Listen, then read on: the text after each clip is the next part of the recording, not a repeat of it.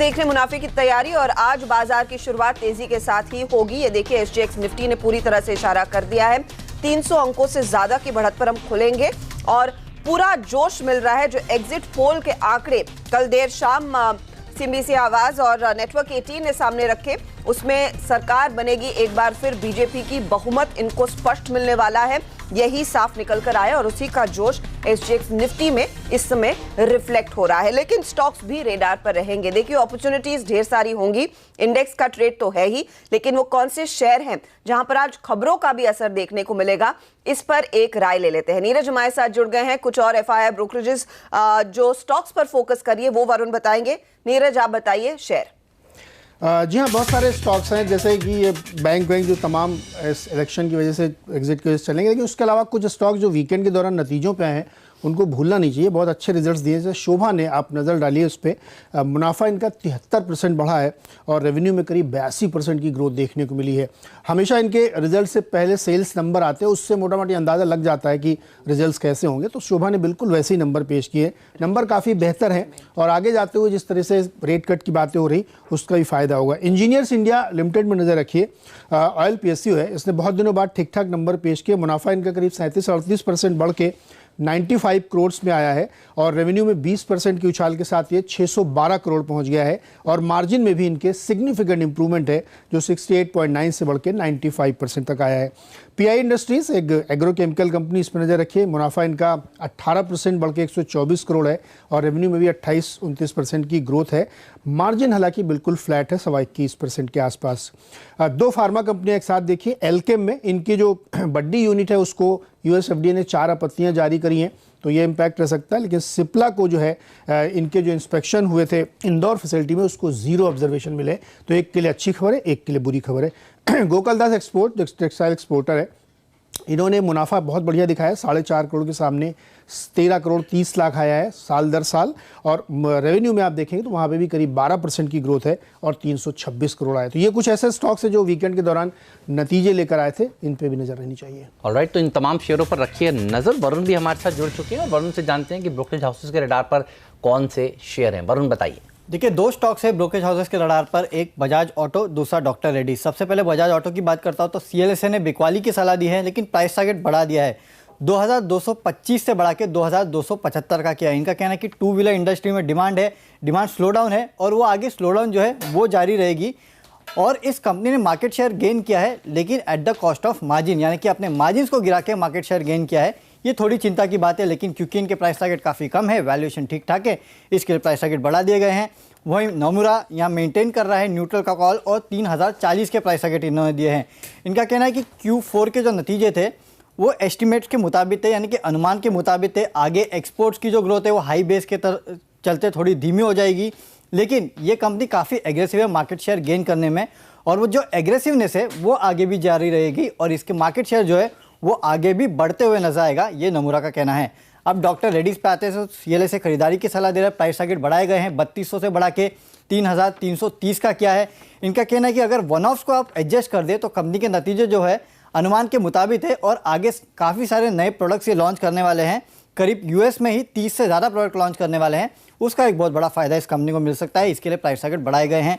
Credit Suisse under performer का call दे रहा है 2415 के प्राइस टारगेट के साथ और JP मॉर्गन जो है ओवरवेट का कॉल दे रहा है 3025 रुपये के प्राइस टारगेट के साथ। ऑलराइट, तो ये तमाम स्टॉक्स हैं जिस पर नज़र होगी। चलिए अब एक एक शेयर पर बात कर लेते हैं क्योंकि बहुत सारी कंपनियां हैं जिनके नंबर्स पेश हुए हैं। JK सीमेंट की तो बात हो गई क्योंकि नंबर्स अच्छे हैं और आज कॉल भी हमारे एक्सपर्ट दे रहे हैं, लेकिन शोभा बेहतरीन नतीजे इन्होंने पेश किए हैं।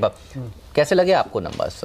काफ़ी अच्छे नंबर्स से P&L पे काफ़ी अच्छी ग्रोथ दिखाई है और बुकिंग्स तो ये पहले ही रिवील कर देते हैं, तो वहाँ से एक्सपेक्टेड लाइंस पे ही होता है, तो मेरे ख्याल से ज़्यादा बम्प नहीं आएगा। लेकिन अगर आप बैलेंस शीट देखें, बैलेंस शीट पे थोड़ा स्ट्रेस आ रहा है क्योंकि वो इन्वेंट्री जो है वो पाइल ऑन हो रही है, तो थोड़ा सा फ़र्क है बैलेंस शीट पे, वहाँ पे मुझे थोड़ा सा वरी है। बट आई थिंक आज के दिन तो सब माफ़ है, तो आज के दिन तो वो बम्प अप मिल जाएगा, लेकिन मैं थोड़ा अवेयर रहूँगा वैल्यूएशन पे। चाचा क्या कहता है सचिदानंद शोभा का?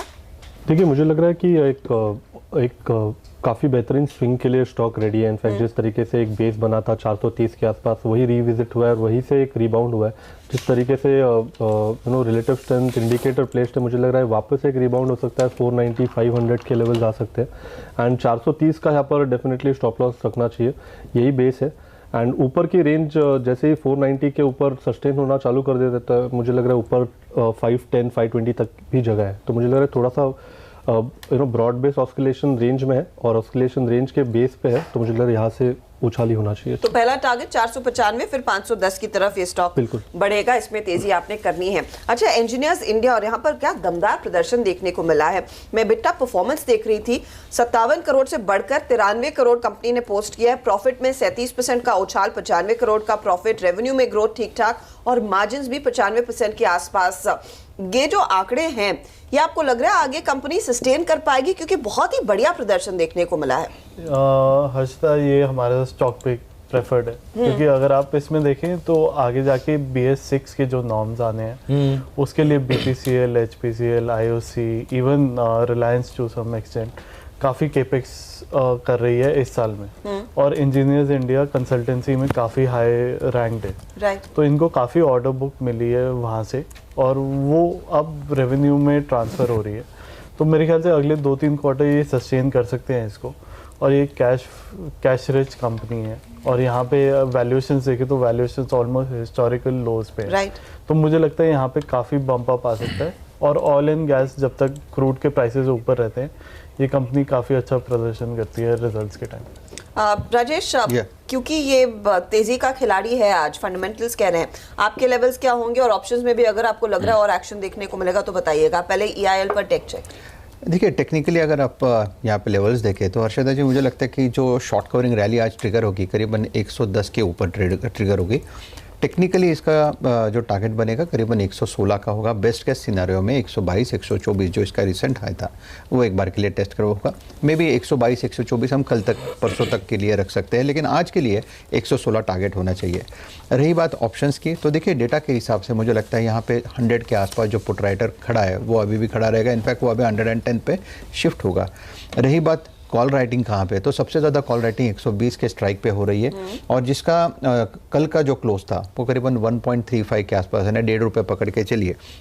तो अगर आज भी हमें मॉर्निंग में इंजीनियर्स में अगर 1.5 के जगह पे ₹2 भी देना पड़े तो मुझे लगता है देना चाहिए EIL में इन पर्टिकुलर, जिसका टारगेट करीबन 4 to 5 रुपीज़ का होना चाहिए, क्योंकि यहाँ पे विक्स जो रोल प्ले करेगा आपका जो प्रीमियम है वो जल्दी में आ जाएगा।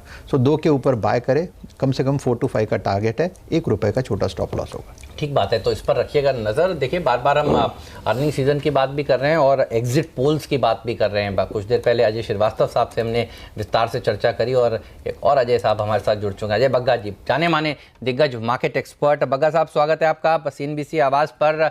बताइए, आपने किस तरह से रीड किया एग्जिट पोल्स में 2014 की झलक साफ दिख रही है? जी बिल्कुल हेमंत, और देखिए तो गैप काफ़ी है। 42% वोट के सामने आप 28-29% वोट की बात कर रहे हैं और UPA प्लस अदर्स 270 नहीं बना रहे। ये 2 ट्रेंड्स मैं निकालूंगा। देखिए, एग्जिट पोल ही रहते हैं, ये एग्जैक्ट रिजल्ट नहीं है, यही सब जानकार कह रहे हैं, बट हम इससे दिशा निकालते हैं। 2004 देखिए तो एग्जिट पोल गलत थे, अटल जी की विक्ट्री बोल रहे थे, वो नहीं हुआ। बट 2009 और 14 में एग्जिट पोल एक्यूरेट रहे बट कंजर्वेटिव रहे, तो उन्होंने अनुमानित सीटें कम दिखाई, जबकि सीटें दोनों UPA की और फिर मोदी जी की ज़्यादा रहीं अनुमान से।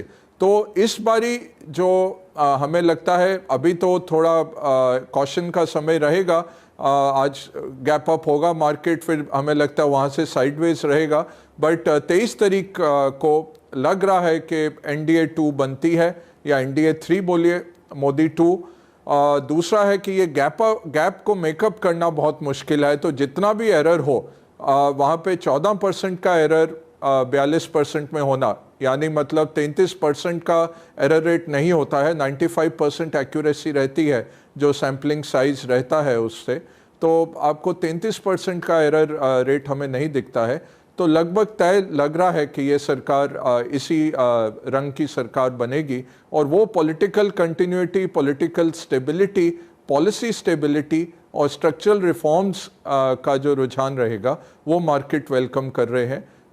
ओवरऑल मार्केट्स के लिए पॉजिटिव एक मूव है। यही इसी तरह से हम ये एग्जिट पोल्स देखेंगे। एग्जैक्ट नहीं है बट ज़रूर दिशा निर्देशक है। अच्छा अजय साहब, आपने ये कहा कि आज खुलते ही एक अच्छी तेजी देखने को मिल सकती है, टॉप भी बन सकता है। इनफैक्ट यही चीज अजय श्रीवास्तव 10 मिनट पहले भी दोहरा रहे थे। ये बताइए, रिटेल निवेशक, खास तौर से वो निवेशक जो छोटे मझौले काउंटर्स में पैसा लगाता है, उनको क्या करना चाहिए? आज खुलते अगर 300 पॉइंट की तेजी बनती है, क्या इस मार्केट में चेस करने के लिए उतरे या फिर बाजार जब थोड़ा सा संभल जाए, थोड़ा सा पीक से नीचे आए, तब खरीदना शुरू करें? थोड़ा पीक से नीचे आएगा हर्षदा जी। और अभी तो गैप अप है क्योंकि और शॉर्ट्स भी स्क्वीज होंगे, तो पहले 1 घंटा थोड़ा साइड में रहिए, मार्केट को एक स्तर पे आ जाने दीजिए। मुझे लगता है कि थोड़ा प्रॉफिट बुकिंग भी हो जाएगा क्योंकि पिछले गुरुवार को और शुक्रवार को हमने देखा कि ऑलरेडी मार्केट्स ने काफ़ी रैली करी। जो मार्केट 7-8 दिन गिरा था, पिछले 2 दिन मार्केट पे ऑलरेडी मार्केट बढ़ा और फ्राइडे को तो काफ़ी तेज़ी से मार्केट बढ़ा था। तो वो प्रॉफिट्स में होंगे लॉन्ग्स, जो ये गैप अप के बाद आप देखेंगे थोड़ी बिकवाली आते हुए और वहाँ से मार्केट एक स्तर लेगा। वो टाइम अच्छा रहेगा। 11:30-12 बजे तक थोड़ा मार्केट से फ्रॉथ निकल जाए। अगर फॉलो ऑन बाइंग आती है तब तो और बढ़ेगा, बट वो मुझे दिखता नहीं। अभी अनसर्टेनिटी है। जब तक 23 तारीख को आप पूरे रिजल्ट नहीं घोषित कर देते तब तक मुझे नहीं लगता कि नया पैसा मार्केट में आएगा। तो रिटेल निवेशक के लिए 2 मंत्र हैं। जो आपको क्वालिटी पसंद है और गिरा हुआ है वो खरीदने का टाइम आएगा, बट मैं कहूँगा 23 को 24 को आप खरीदिए। दूसरा, आज शॉर्ट नहीं करना है कि यहाँ से मार्केट गिरेगा थोड़ा, वो शॉर्टिंग नहीं मार्केट है। लॉन्ग लेने का टाइम मैं कहूँगा रिटेल के लिए नहीं है अभी। वो इंस्टीट्यूशनल इन्वेस्टर जो कंट्रोल करते हैं मार्केट, उनको करने दीजिए। हमें भी मौका मिलेगा, ऐसा नहीं है कि एक तरफा मार्केट यहाँ से हो जाएगा। मार्केट ने काफ़ी हद तक वो उछाल ले लिया था। 2-2.5% यहाँ से और मार्केट ऊपर आ जाएगा और वहाँ से कहाँ जाता है वो आपको दोपहर तक अंदेशा आ जाएगा। उसके बाद आप ट्रेड करिए। और देखिए एक एक्सपीरियंस बोल रहा है अजय सर का, आपको साफ साफ बता रहे हैं ये गैप अप को चेज़ करने में देखिए फ़ायदा नहीं है। फ़ायदा यही है कि जब बाज़ार नीचे था तब आपको इन्वेस्ट करना चाहिए था और गैप अप ऑल टाइम हाइस के आसपास जनरली बड़े लोग जो हैं वो बेचने आ जाते हैं। लेकिन थोड़ी लंबी बात करते हैं। ये बताइए, क्योंकि मोदी 2.0 अब कुछ ही दिनों में देखिए सामने आ जाएगा, 23 तारीख को दोपहर तक ये क्लैरिटी मिल जाने वाली है। क्या क्या उम्मीदें हैं आपकी इस नई जो सरकार दोबारा निकल कर आएगी? क्या क्या कुछ हो सकता है? किस किस चीज़ों पर मार्केट की नज़र रहेगी? जी हेमंत, देखिए सबसे पहले तो आरबीआई पॉलिसी हो जाएगा। दूसरा ये जो हमें जो इंडिकेशंस आ रही हैं कि 100 दिन का प्लान तैयार है। हर डिपार्टमेंट, हर मिनिस्ट्री। पहली पॉलिसी में ये आपको लग रहा है 25 बेसिस पॉइंट से ज़्यादा का एक रेट कट आएगा? मुझे लगता है करना चाहिए क्योंकि बहुत स्लो डाउन है इकोनॉमी में। आईआईपी नंबर भी नेगेटिव में आया है, तो आपके पास पूरा डेटा है रेट कट करने का। मुझे लगता है 50 बेसिस पॉइंट करना चाहिए। अभी टाइम नहीं है कंजर्वेटिव होने का। दूसरा हेमंत, जो लिक्विडिटी नहीं है, जो हमने मॉनेटरी पॉलिसी कमेटी CNBC आवाज़ में भी हम कहते रहे हैं कि ये जो लिक्विडिटी पूरे मार्केट में नहीं है, वो फ्लो थ्रू उसका हो रहा है कि रियल एस्टेट में, ऑटो में, कंजम्पशन में, ड्यूरेबल्स में, हर जगह उसकी गाज गिर रही है। तो लिक्विडिटी प्रदान करने की बहुत अहमियत है। तो ये 2 आशाएं हैं मॉनेटरी स्पेस से। फिस्कल स्पेस से हमें क्या लगता है कि आप इंफ्रास्ट्रक्चर में स्पेंडिंग बढ़ाइए। जो स्ट्रक्चरल रिफॉर्म्स आधे अधूरे हैं, जीएसटी काटिए ऑटोज़ में, क्योंकि ऑटो को हमें रीइन्फ्लेट करने की बहुत तेज़ी से ज़रूरत है। जो 2008 में प्रणब मुखर्जी ने किया था, जब एक्साइज ड्यूटी होती थी, पूरा कट दिया और उससे भारत की इकोनॉमी एकदम तेज़ी से बढ़ी। ऑटो के लिए आपको जीएसटी काटना चाहिए और ताकि उससे जो रिलेटेड इंडस्ट्रीज़ हैं वो एकदम पिकअप करेंगी। और कंस्ट्रक्शन इंफ्रास्ट्रक्चर, यहाँ पे हम देखेंगे तवज्जो आएगी गवर्नमेंट की। तो स्ट्रक्चरल रिफॉर्म्स जो आधे थे अभी तक, वो अभी पूर्ण होते दिखेंगे। हेमंत, दो चीज़ें और मैं कहना चाहूँगा जो निवेशकों को ध्यान में रखनी चाहिए। प्री इलेक्शन ईयर में सरकार ओवर स्पेंड करती है और वो फ्लो थ्रू आता है मल्टीप्लायर लगा के इकोनॉमी में। तो कंजम्पशन में, ड्यूरेबल्स में, ऑटो में मुझे रिकवरी आती दिखती है अगले 6 महीने में। वैसे ही अगर आरबीआई लिक्विडिटी ठीक कर दे, रेट कट तो आएगा ही, लिक्विडिटी ठीक कर दे तो एकदम से ये सेक्टर भागेंगे। दूसरी बड़ी बात जो है कि सरकारें अपने पहले वर्ष में कंजर्वेटिव रहती हैं फिस्कली, बट ये सरकार आप देखिए ये फर्स्ट ईयर नहीं है, ये छठा ईयर है। तो मैं बोलूँगा इन्होंने 5 साल बहुत फिस्कल कंजर्वेटिज्म बहुत काम कर लिया। ये टाइम है अभी फिस्कल स्पेस में थोड़ा अंकुश हटाने का, थोड़ा यहाँ पे स्पेंड करिए ताकि इकोनॉमी तेज़ी से बढ़े। हो सकता है अगले साल ग्लोबल रिसेशन आ रहा है, उस सब की भी तैयारी करनी है। तो मुझे लगता है कि 3-3.5% फिस्कल डेफिसिट में अटके मत रहिए, बट अभी ओवर स्पेंड करने का टाइम है ताकि इकोनॉमी रिफ्लेट हो और इकोनॉमी दौड़े, चारों उसके स्तंभ भागने लगे फिर से और हम डबल डिजिट इकोनॉमिक ग्रोथ की तरफ बढ़ें अगले 3-4 साल में। तो मुझे लगता है ये छठे साल देखें बनिस्बत इसके कि ये पहला साल है मोदी 2.0, ये छठा साल देखिए मोदी सरकार का। बिल्कुल, आप बहुत बहुत शुक्रिया बग्गा साहब इस चर्चा में शामिल होने के लिए, सुबह सवेरे हमारे लिए समय निकालने के लिए। एक और दिग्गज मेहमान हमारे साथ जुड़ चुके हैं, sptulsian.com के SP तुलसियान जी। तुलसियान जी, आपने कैसे रीड किया इन एग्जिट पोल्स के आउटकम को और आपका मार्केट पर आज व्यू क्या है? गैप अप के बाद क्या करेंगे? देखिए, निश्चित रूप से जो एग्जिट पोल है इसमें थोड़ा जैसे मैंने शुक्रवार को कहा था कि कंफ्यूजन आएगा कुछ मीडिया के एनालिसिस की तरफ से, लेकिन वो कंफ्यूजन जो आया है वो मैं कहूँगा कि जो लोअर ग्रेड है, किसी के ऊपर उंगली नहीं है, लेकिन जिसके भी पोल आए हैं जिन्होंने 300 के नीचे दिखाया, 280 के नीचे दिखाया, उनकी कोई बहुत ज़्यादा तवज्जो नहीं है, उनका कोई बहुत ज़्यादा फोर्स नहीं है। तो जो मार्केट इस एग्जिट पोल को काफ़ी ज़्यादा इंपॉर्टेंस देगा, क्योंकि जितने भी दिग्गज मीडिया हाउसेज हैं उन्होंने सभी ने 300 प्लस का टारगेट दिया है एनडीए के लिए, और ऊपर में अगर मैं 350 को न भी मानूं तो एक फोरगोन कंक्लूजन मान के चल रहा है कि एनडीए की जो है वो 300-310 के आसपास की सीटें पक्की आएगी, जिसमें कि एक निर्विरोध या बिना किसी दिक्कत के सरकार बनेगी। हो सकता है उसमें बीजेपी का 272 से 280 का आंकड़ा रहे, वो एक डबल कंफर्टिंग होगा। तो ओवरऑल काफ़ी पॉजिटिव होगा। मेरे हिसाब से जो गुरुवार को जो मेजर इफेक्ट आना था उसका पार्ट ऑफ द इफेक्ट हमें आज देखने को मिलेगा। और इसका मैं अगर आपको एक उदाहरण दूं कि शुक्रवार को अगर शॉर्ट कवरिंग पे हमें 150 पॉइंट की निफ्टी और 500 पॉइंट के बैंक की निफ्टी में इजाफा मिल सकता है, तो आज कोई कारण नहीं कि हमें इसका डबल इजाफा आज देखने को मिले, यानी करीबन 300 पॉइंट का इजाफा निफ्टी में और करीबन 1000 पॉइंट का बैंक निफ्टी में, क्योंकि ये दोनों ही जो है काफ़ी अंडर ओन्ड है, काफ़ी लोअर लेवल पे है। अगर आप पूरे मे सीरीज में देखिए 400-450 पॉइंट का फॉल हुआ है निफ्टी में और करीबन 800 पॉइंट का फॉल हुआ है बैंक निफ्टी में, तो कहीं ना कहीं रीगेन होकर चीज़ें काफ़ी पॉजिटिव आएंगी। तो यस, एक बहुत ही चीयरफुल रहेगा। और जिस हिसाब से एक बातें चल रही है कि प्रॉफिट बुकिंग हायर लेवल पे आएगी, वो निश्चित रूप से आएगी, लेकिन निवेशक को अगर वो गुरुवार तक वेट करेगा तो मेरे हिसाब से काफ़ी समय उसके हाथ से निकल जाएगा। वेट करने की कोई ज़रूरत नहीं है। आप निश्चित रूप से क्वालिटी स्टॉक्स में, अब आप इसमें परहेज मत रखिए कि मिड कैप है कि फ्रंटलाइन है। फ्रंटलाइन स्टॉक्स जरूर पोर्टफोलियो में होना चाहिए, लेकिन अगर क्वालिटी मिड कैप स्टॉक्स हुए तो उन्हें भी आज से ही मेरी जो है बाइंग की सलाह होगी, क्योंकि अगर आप गुरुवार तक वेट करेंगे तो शायद काफ़ी चीज़ें तब तक काफ़ी वैल्यूएशन स्टिफ हो जाएंगे। तुलसियान जी, हमारे दर्शक आपको काफ़ी फॉलो करते हैं और वो यही समझना चाहेंगे वो कौन से मिड कैप स्टॉक्स है जहां पर आपको बढ़िया अपॉर्चुनिटी लग रही है, जहां पर आज मौका बिल्कुल गंवाना नहीं चाहिए। देखिए हर्षदा, मैंने शुक्रवार को सवेरे, अगर आपको याद हो तो मैंने 3 सेक्टर का जिक्र किया था, प्राइवेट सेक्टर, बैंकिंग, एफएमसीजी और सीमेंट।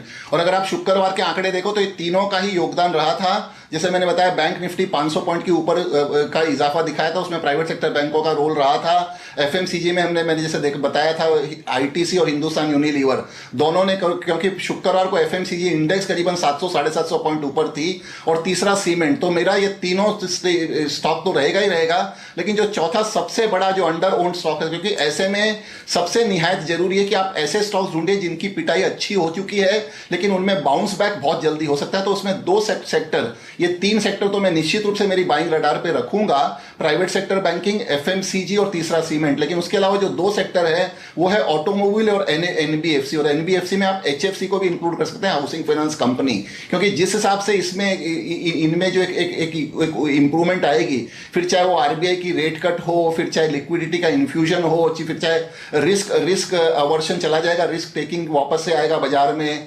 रूरल स्पेंडिंग बढ़ेगी, इन सभी का हमें एक कंबाइंड इफेक्ट जो है आते हुए देखेगा। और अगर मानसून थोड़ा सा भी अगर अच्छा हो गया, अगर इंद्र भगवान की कृपा होगी, तो वो इसमें इन दोनों सेक्टरों को बहुत ही ज़्यादा एक इजाफा करेगा। तो इसमें फिर चाहे फ्रंटलाइन हो चाहे मिड कैप हो, इन स्टॉक्स पे आपको चुनिंदा रूप से ध्यान रखना चाहिए। उसके अलावा जिनके Q4 के नतीजे आ चुके हैं और जिन्होंने रीजनेबली अच्छा परफॉर्मेंस दिया, आप एक्सपेक्टेशन में मत जाइए। मैं देख रहा हूँ कि पोल आता है कि इतनी ज़्यादा एक्सपेक्टेशन, हम एक तरफ से अगर मंदी का माहौल मानते हैं तो हमें एक्सपेक्टेशन को भी टोन डाउन रखनी चाहिए। तो जिन्होंने ठीक ठाक सा नतीजा दिया है Q4 का नंबर का, और अगर वो सिंगल डिजिट के पी मल्टीपल पे चल रहे हैं, मिड कैप सेगमेंट की बात कर रहा हूं, फ्रंट लाइन में आपको सिंगल डिजिट के पी पे कोई भी स्टॉक नहीं मिलेगा, तो निश्चित रूप से आप उन स्टॉक को पिकअप करिए। तो 5 तो सेक्टर हुए, और मिड कैप में एक वैल्यूएशन के पैरामीटर पे अगर आपको सिंगल डिजिट पे कोई भी स्टॉक मिलता है पी मल्टीपल पे, तो उसे चुनिए।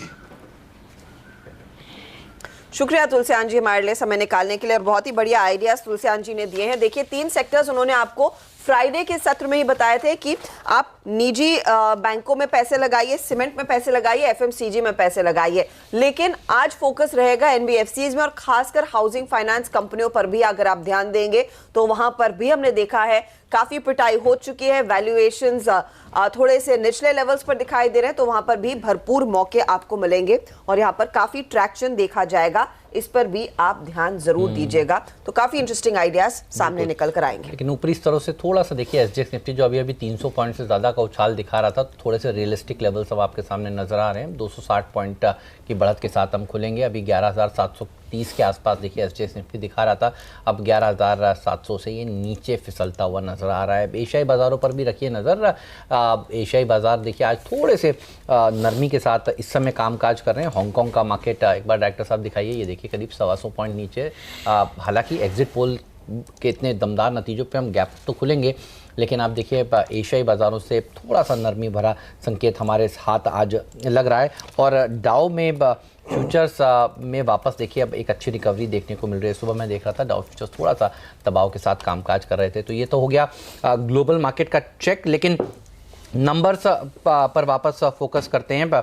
हमने कुछ देर पहले बात करी पीआई इंडस्ट्रीज़ की भी, इसके भी नंबर्स बहुत ही गजब के देखिए निकल कर आए हैं। और कुछ दिनों पहले ब्रोकरेज हाउस क्रेडिट स्विस जो है वो इसकी चर्चा कर रहा था कि उनको पीआई इंडस्ट्रीज़ काफ़ी पसंद है। आपने देखे नंबर्स? हाँ, कैसे लगे? और मेरे लिए आई थिंक एग्री केमिकल में ये बेस्ट कंपनी है, क्योंकि अगर आप देखें तो इनके जो प्रोडक्ट लाइंस है और जो इनका बिजनेस है, एक तो प्रोडक्ट में है और एक कॉन्ट्रैक्ट मैन्युफैक्चरिंग में भी है।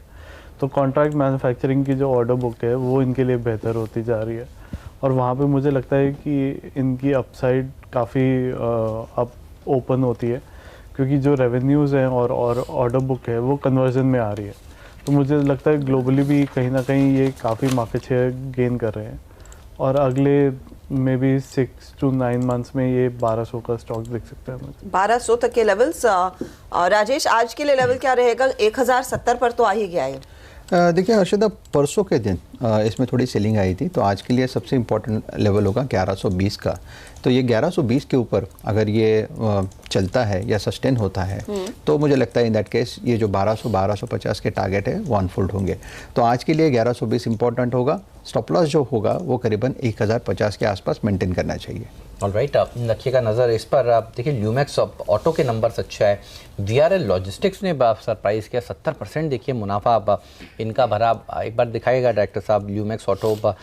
एपीएल अपोलो ने मुनाफा देखिए करीब 44% का पेश किया, 37% रेवेन्यू इनके बड़े। जेके सीमेंट ने अच्छे नंबर्स पेश किए। इनमें से कोई नाम अगर आपको बात करनी हो तो बताइएगा। हिंद रेक्टिफायर्स ने देखिए 40% का मुनाफा दर्ज किया। तो कोई कंपनी है, गोपाल दास एक्सपोर्ट देखिए 4.5 करोड़ से इसने मुनाफा बढ़कर 11.5 करोड़ के आसपास पेश किए हैं। और किर्लोस्कर ऑयल इंजन 44 करोड़ के मुनाफे के मुकाबले 92 करोड़ रुपए का मुनाफा और मार्जिन में भी सुधार। शोभा और EIL की तो हमने बात करी, कई कंपनियां हैं जिन्होंने दमदार नतीजे पेश किए। कोई नतीजे जो आपको बहुत स्टैंड आउट लगे? APL अपोलो के आपने एक बार पहले भी बात की थी, क्योंकि जब उन्होंने कैपेसिटी खरीदी थी शंकरा बिल्डर से, उन्होंने पाइपिंग कैपेसिटी खरीदी है और वो मेरे को लगता है इनका अब अगले क्वार्टर से रेवेन्यू में भी आ जाएगा। तो ऑलरेडी अच्छे नंबर्स दिखा रहे हैं, खुद की कैपेसिटी भी है, तो मेरे को लगता है वहाँ पे काफ़ी बड़ा एक अपसाइड आएगा। क्योंकि अगर ऑयल एंड गैस पे केपेक्स होना है या बाकी चीज़ों पे केपेक्स होना है, पाइपिंग और ट्यूब्स जो इनकी लार्ज इंडस्ट्रियल ट्यूब्स होती हैं वो सबसे इम्पोर्टेंट रहता है और वहाँ पे मार्जिन इम्प्रूवमेंट होना काफ़ी अच्छा पॉइंट है, क्योंकि वहाँ पे प्राइसिंग आनी ज़्यादा इम्पॉर्टेंट है। वॉल्यूम ग्रोथ तो ऑलरेडी थी सिस्टम में, तो मुझे लगता है यहाँ पे एक 1600 साढ़े 1600 का टारगेट मीडियम टर्म में आ सकता है। 1600 साढ़े 1600 तक के लेवल्स चार्टिकली आपको पसंद है राजेश, ये काउंटर APL अपोलो? देखिए, सबसे बड़ी बात है, मैं वीकली चार्ट यहाँ पे जो की बात करूँगा, 2600 के आसपास का इसका 52 वीक हाई है और वहीं से टूट के अभी करीबन 1000 के आसपास इसने टेस्ट किया। 1000 के बाद एक रिलीफ रैली मिली करीबन 1550 1600 तक। मुझे लगता है ये 1550 1600 के बाद फिर से एक माइल्ड करेक्शन मिला एक 1400 के आसपास। तो मुझे लगता है एक लेवल है कि इस लेवल पे मुझे लगता है एक कॉन्ट्राबाइंग हो सकता है, जिसका टारगेट जो इन्होंने भी सजेस्ट किया करीबन 1600 तक का। तो मुझे लगता है ये आना चाहिए। आज के लिए इंपॉर्टेंट लेवल होगा 1450। अगर ये 1450 के ऊपर चला जाता है तो फिर इसमें फिर से मुझे लगता है रिलीफ रैली आएगी। रही बात सिर्फ आज के लिए 1450 के ऊपर कहाँ तक जाएगा, तो मुझे लगता है आज का टारगेट 1500 1510 का होना चाहिए। ओके, तो 1500 1510 के टारगेट्स के आज के रहेंगे APL अपोलो पर। अच्छा, क्योंकि नंबर्स की हम बात कर रहे हैं, आज दोपहर को आएंगे टाटा मोटर्स के नंबर्स और इस बारी अनुमान तो यही है कि लॉस कंपनी दिखाएगी। हमने देखा है कि यूरोप में बिजनेस को लेकर स्लो डाउन है और जहां पर हम उम्मीद कर रहे थे कि चाइना में ऑटो सेल्स में बढ़त देखने को मिलेगी, अब स्थिति वैसी बिल्कुल नहीं दिखाई दे रही है। आपकी स्ट्रैटेजी क्या रहेगी, क्योंकि आपने कहा था यहां पर बॉटम पर लेना अच्छा है, अब 176 के आसपास नंबर्स के पहले क्या किया जाए? तो मेरे ख्याल से अभी नंबर्स से पहले अवॉइड करें, चाहे नंबर्स के बाद आपको 5% ऊपर मिल जाए, बट एटलीस्ट वो कंफर्म हो जाता है कि जो मार्जिन का JLR का मेन है। अगर आप देखें पूरी स्ट्रीट JLR की मार्जिन पे रिएक्ट करती है और अगर वो स्लाइटली भी अनुमान से बेहतर आ जाए किसी भी सिचुएशन में, क्योंकि अगर आप देखें UK US यूरोप में थोड़ी बेहतर हुआ था इस क्वार्टर, चाइना अभी भी ट्रैक है, तो वहाँ पे प्राइस कट्स अप्रैल ऑनवर्ड्स हुए हैं, प्राइस कट्स पहले नहीं हुए। तो मेरे को लगता है वहाँ पे एबिट शायद थोड़ी इम्प्रूवमेंट दिखा दे। और दूसरा, मैं कैश फ्लो, जो फ्री कैश फ्लो है उनका, अगर वो JLR लेवल पे 200 या 100 मिलियन पॉजिटिव भी आ जाता है, वो मेरे ख्याल से बहुत बड़ा पॉजिटिव होगा और ये वापस से एक अप मूव दिखा सकता है। लेकिन रिजल्ट से पहले अवॉइड करें, क्योंकि बहुत बड़ा एक स्पेकुलेटिव ट्रेड होगा जो शायद नेगेटिव एंड पे आपको बहुत बड़ा एक, जैसे पिछली बार ये झटका दिया था वो एक अपॉर्चुनिटी होती है, वो वैसा झटका मिलना अपॉर्चुनिटी होती है, ये तो स्लाइड डाउन में है, तो उससे अवॉइड करें। ओके, क्योंकि स्पेकुलेशन में हेमंत, तब नॉर्मली फिर ऑप्शंस में एक बहुत बढ़िया मौका मिल जाता है उस स्पेकुलेशन को प्ले करने का। तो सचिदानंद, कुछ ऐसी स्ट्रैटेजी है आपकी टाटा मोटर्स पर आज? देखिए, last Monday we had a recommendation of selling this counter and जिस तरीके से वो मूव पैन आउट हुई है, मुझे लग रहा है वो एक एंडिंग मूव थी।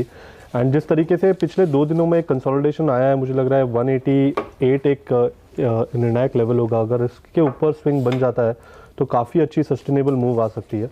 तो इंट्राडे के लिहाज से मुझे लग रहा है आज के लिए 183 एक अहम लेवल होगा, उसके ऊपर अगर सस्टेन होता है तो 183 188 तक की हेडरूम इमीडिएटली देखी जा सकती है। बायस थोड़ा सा यहाँ पे पॉजिटिव ही रखना चाहिए।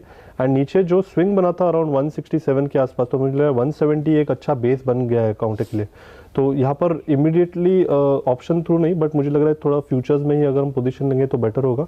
188 का टारगेट होगा ओवरऑल, 170 का स्टॉप लॉस होना चाहिए और 183 एक मोमेंटम लेवल होगा जिसके ऊपर रफ्तार अच्छी बन सकती है। ऑलराइट, तो इन लेवल्स पर रखिएगा नज़र। ध्यान रखिए, पिछले हफ्ते 5% की गिरावट स्टॉक में देखने को मिलती है और इस साल में 45% के नेगेटिव रिटर्न्स स्टॉक ने दिए हैं। तो नज़र आएगी इसके नंबर्स आज कैसे आते हैं। लेकिन आप कुछ ढीले नंबर्स की लिस्ट भी आपके सामने पेश करता हूँ। कोई स्टॉक आपको लग रहा हो कि ध्यान में रखना चाहिए तो बताइएगा। ग्रेफाइट के नतीजे कमज़ोर आए। आप देखिए, मुनाफा कुल 4% बढ़ा, रेवेन्यू में 28% का इजाफा, लेकिन एबिटा में दबाव देखने को मिला। अब HAG के नंबर्स पर भी नजर होगी। ग्रेफाइट पर कोई व्यू? तो मेरे ख्याल से ये कुछ भी बाउंस मिले आप एग्जिट करें, निकल जाए ना दोनों से। मैं HEG दोनों से में, भी? हाँ, क्योंकि उसका भी सिमिलर नंबर्स आते हैं। ठीक बात है, HEG के नंबर्स पर भी रहेगी नज़र। आइनॉक्स विंड ये हमेशा नंबर्स पर डिसअपॉइंट करता है, कंसिस्टेंसी जो है वो इस कंपनी ने बरकरार रखी है। तो इस बार भी देखिए 53 करोड़ का लॉस इन्होंने पेश किया है। इसके अलावा आप देखिए खादिम 88% मुनाफा घटा है। एक तरफ बाटा जो भाग रहा है, जबरदस्त प्रदर्शन दिखा रहा है, और एक तरफ खादिम। तो खादिम में भी बहुत सारे लोग IPO के बाद से निराश हुए हैं। दूर ही रहें, अगर आप है भी तो बाउंसेस पे शिफ्ट कर सकते हैं बाटा में। जुबिलेंट लाइफ इस पर भी रखिएगा नज़र। 155 करोड़ के मुनाफे के मुकाबले इसने दरअसल लॉस पेश किया है। तो जुबिलेंट इस पर देखिए 99 करोड़ का घाटा इन्होंने पेश किया है। तो ये एक स्टॉक है जो नज़र रहेगा। और थायरोकेयर ने भी IPO के बाद से ये खादिम, थायरोकेयर ये बड़ी फैंसी बनी थी इन स्टॉक्स की। और ये एक्सपेक्टेशन में होती है कि हेल्थ केयर है, डायग्नोस्टिक है, तो काफ़ी पैसे बना के देंगे लॉन्ग टर्म में। अगर आप देखें तो दोनों में ही थायरो और डॉक्टर लाल में मेरे ख्याल से डॉक्टर लाल बेहतर है, थायरो में हमेशा रिजल्ट्स में प्रॉब्लम है। ठीक बात है, तो थायरो केयर पर भी रखिएगा नज़र। मुनाफा 35% घटा है। आइनॉक्स विंड की तो हमने बात करी। शैली इंजीनियरिंग इसका भी देखिए जो मुनाफा है वो 51% घटा है। तो कई ऐसी कंपनियां हैं जिन्होंने अपने नतीजे पेश किए और नतीजों से थोड़ा सा निराशा हाथ लगी है। बालकृष्ण इंडस्ट्रीज ये FNO वाला स्टॉक है, कैसा लगे आपको नंबर्स? मुनाफा 4.5% इसका भी घटा है। पिछले हफ्ते में देख रहा था 5% की नरमी इसमें देखने को मिली थी। इसका ग्लोबल इन्फ्लुएंस काफ़ी है क्योंकि एक्सपोर्ट्स में मेनली, तो इसलिए इतना बड़ा इम्पैक्ट नहीं है जितना लोकल डोमेस्टिक टायर कंपनीज के लिए। मार्केट अच्छा खुलेगा तो शॉर्ट वगैरह हो तो कवर कर लें। हाँ, अगर शॉर्ट हो तो कवर कर लें आप। चलिए, तो इस स्टॉक पर रहेगी नजर। लेकिन और एक काम, हाँ आप एक और है, बताइए। श्री सीमेंट है। श्री सीमेंट कैसे लगे नंबर्स? श्री सीमेंट के रिजल्ट्स बहुत अच्छे लगे मुझे, क्योंकि अगर आप पैट देखें तो वो डाउन दिखेगा, लेकिन अगर आप एबिट देखें तो 30-35% की ग्रोथ आई है और रेवेन्यू में भी 30-35% की ग्रोथ आई है, क्योंकि वो डेप्रिसिएशन बहुत अग्रेसिव चले जाते हैं, इसलिए पैट डिप्रेस हो जाता है। लेकिन मुझे लगता है श्री सीमेंट काफ़ी अच्छा आउट परफॉर्म